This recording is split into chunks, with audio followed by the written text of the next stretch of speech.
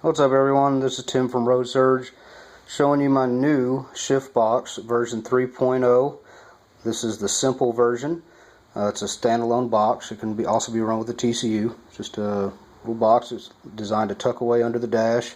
It's got an external display and can be wired up to a shifter like this one. Came out of a 3G Eclipse, I believe it was a year 2000, and uses a stock harness and stock little whatever that thing is, actuator. And it's fairly simple. You can downshift and you can upshift like always, and you can hold the downshift button with the engine off, and you can access the setup menu. The first one that comes up is PPR, which is pulses per rev. On a DSM 4-cylinder, there's going to be a division of 3. You can change this all the way up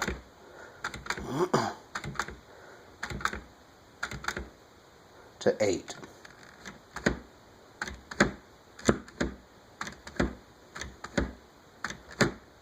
And you can bring it all the way down to 1. I'm going to leave it on 3 since that's how it's supposed to be wired up, or it's supposed to be set in my car. To go to the next menu, you can hold the up or down button to go to the next menu. So I'm going to hold the up button and go to the next one.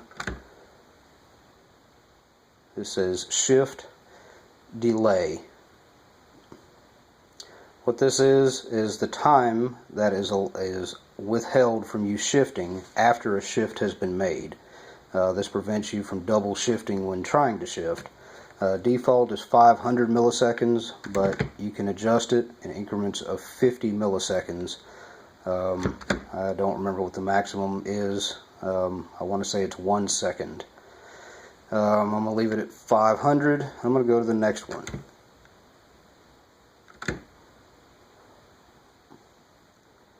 This is the debounce. For noisy cars, this can be a huge factor when using buttons or stock buttons that the contacts are not clean. Default is 30 milliseconds, which is the amount of time the button must stay in contact before the shift is allowed. This also prevents noise in the car from causing an accidental shift when you don't want it to. It's a fairly simple feature. You shouldn't have to adjust this. You can leave it at 30. If you think your button's real good and everything's going good in your car, you can turn it down even more.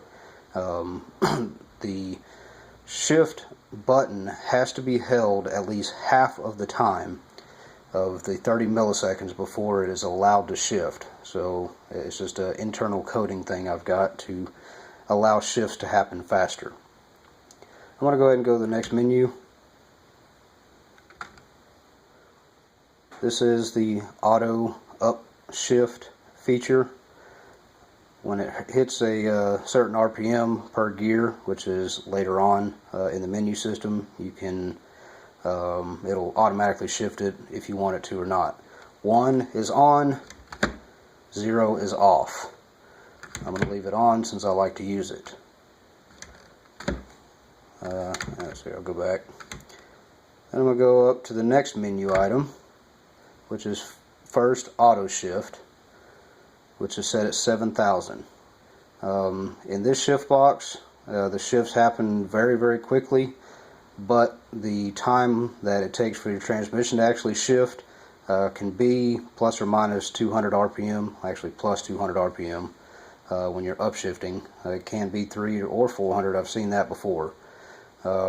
It all depends on your transmission, your current setup, so you can set this to whatever you need it to be. I'll go to the next one. This is second auto shift. It's also set at 7,000.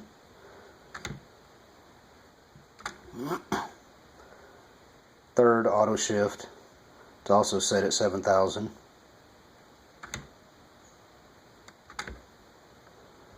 And this is first downshift protection, or 1 DSP. In this case it's set at 2500. What this does is prevent you from downshifting into first at any RPM over 2500 RPM. I would not recommend going any higher than this, or you might eat your steering wheel. May not taste very good. The next one is second downshift protection. Set at 4,000 by default. You can adjust this in increments of 100, so you can see 4,100. I'm going to bring it back down to 4,000. And then third downshift protection, also the same thing, but this one's defaulted at 4,500. We'll go ahead and go, oh, sorry about that. I'm going to go ahead and go to the next menu.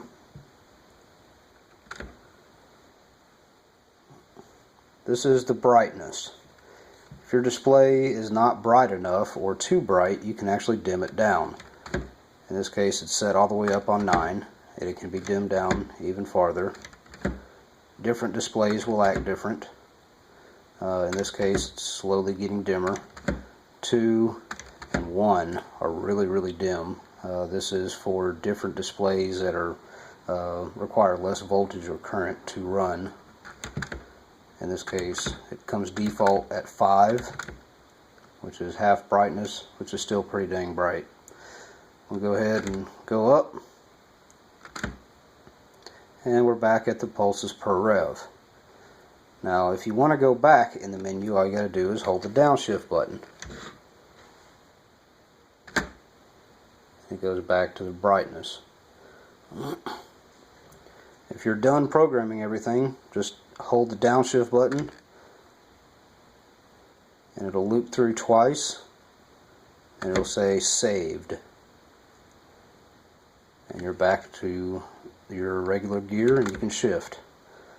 I'm going to do something a little different here. I'm going to try to hook up the RPM signal. Alright, this is a simulated RPM signal.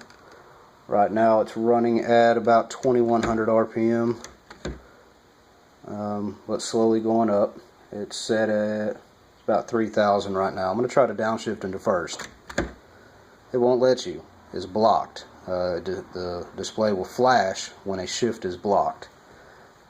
Now as the RPM increases, which is what it's doing still, it's steadily going up. This is just a test simulator. Sorry for having to bench test this, guys. We're almost at 7,000 RPM, which is what the auto shift is set to. And there it goes. Automatically shifted up into third gear. Like I said, this can be disabled in the menu system by turning the auto shift value to 0. That will disable the auto shift feature. But that pretty much wraps it up, guys. Like I said, sorry for having to bench test this, but you can see the neat little features that's in this and how extensive it is. It's a very new box. It's been tested. I've been driving on it for about a year, somewhere around there. I've had a few glitches here and there that I've had to fix, but I'd rather it be my car than your car. Have fun and comment if you have any questions. Thanks.